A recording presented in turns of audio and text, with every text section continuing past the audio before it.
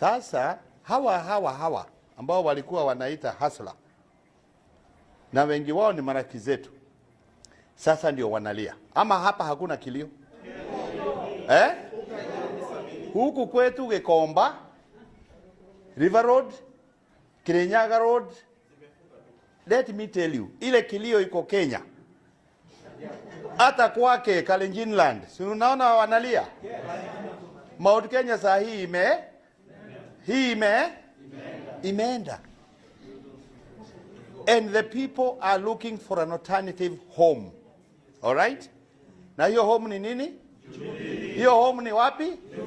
Na ndio sababu sikioni atawaambia ile utaratibu ambao tutaanzisha ya kurejuvenate this party. Okay? Jana nimepata bahati nikakaa na wazee kidogo, wakakupatia briefing ya ile maneno inaendelea hapa. Na nimependa sana vile Virginia ameongea. Because we are not here to create animosity. Okay? Sisi tunajua Amu ama Lamu, watu wamekuwa wakikaa kwa amani. Na hata hiyo vurugu tunasikia inachochewa kutoka wapi? Kutoka nje. Na msiambiwe ni Al-Shabaab.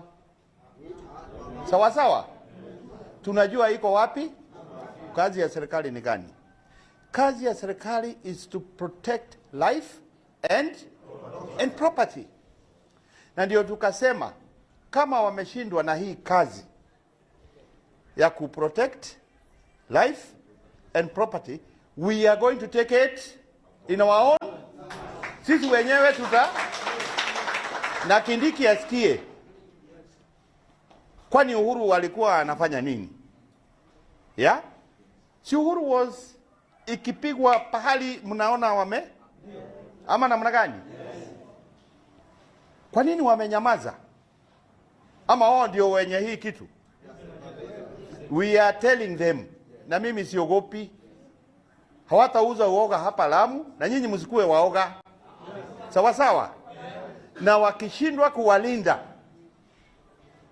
na hapa mbele ya Mungu tutakuja.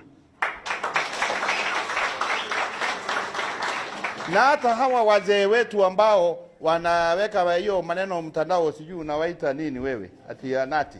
Si umesema wewe pia ni munati, sijui. Mmeelewa?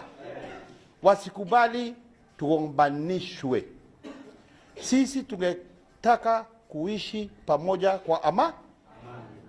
Hii maneno mliona ilianza kidogo kidogo 92 huko Molo, ikaenda kidogo kidogo 97. 202 hakukuwa because Uhuru was competing against Kibaki. Sawa sawa? 207